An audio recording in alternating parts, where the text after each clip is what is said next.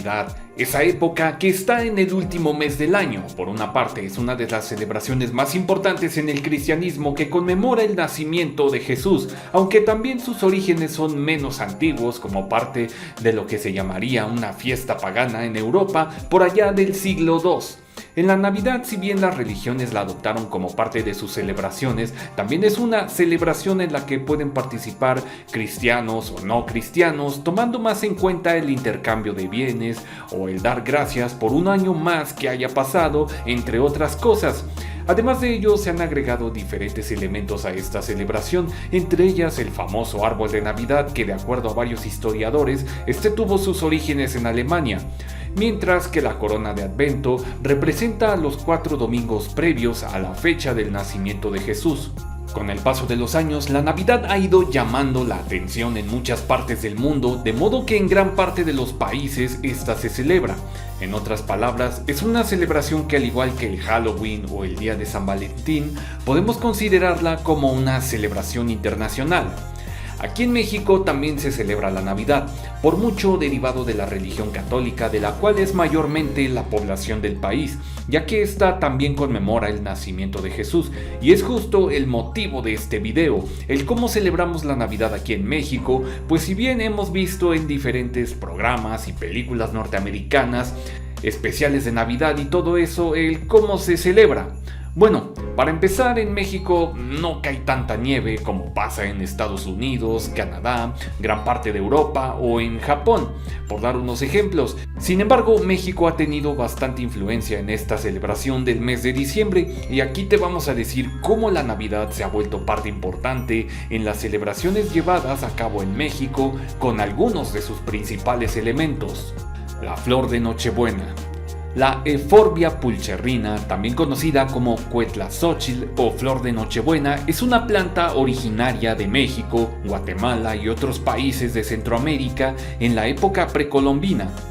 Durante la época virreinal fue comenzando a ser utilizada como adorno en las épocas decembrinas, y hasta la fecha es una de las plantas más solicitadas para la época de Navidad o aquellos árboles de Nochebuena en las que suelen florecer entre noviembre y febrero. Las posadas. En las épocas de invierno, los mexicas solían llevar a cabo rituales para celebrar al dios Huitzilopochtli, dios de la guerra y la advocación solar. Estos rituales se les conocía como Panquetzalistli, llevados a cabo entre los días 16 al 26 de diciembre. Con la entrada a la época virreinal se buscó reemplazar estos rituales para que los indígenas de la época continuaran con la conversión al catolicismo, de modo que ahora se celebraba el camino al pesebre donde había sido el nacimiento de Jesús,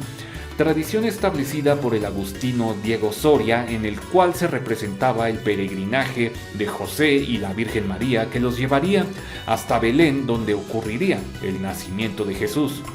Para el siglo XVIII, la tradición de las posadas había ganado gran popularidad en los principales barrios del país, con cánticos populares en el que se va de casa en casa a dejar pasar a los peregrinos de su gran viaje, una tradición que hasta la fecha sigue vigente en muchas partes del país,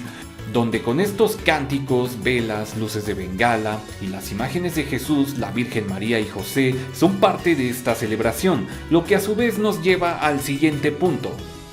la piñata.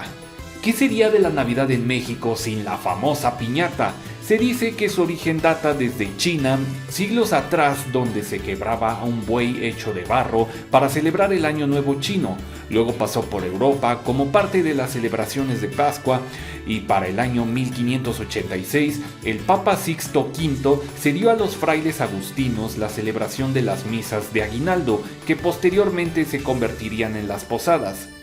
La piñata de 7 picos, que representa a los 7 pecados capitales, que tiene que ser destruida por el creyente que lleve en sí la virtud de la fe ciega. Es por eso que éste lleva los ojos vendados mientras trata de romper la piñata utilizando un palo.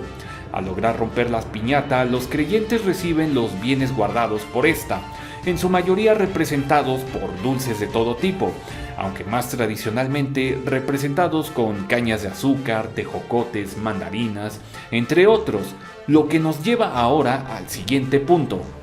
el ponche navideño. Esta famosa infusión de frutas, muy popular en México, así como en Guatemala, Está hecha de diversas frutas como tejocote, manzana, guayaba, flores de Jamaica, canela, caña de azúcar, tamarindo y piloncillo.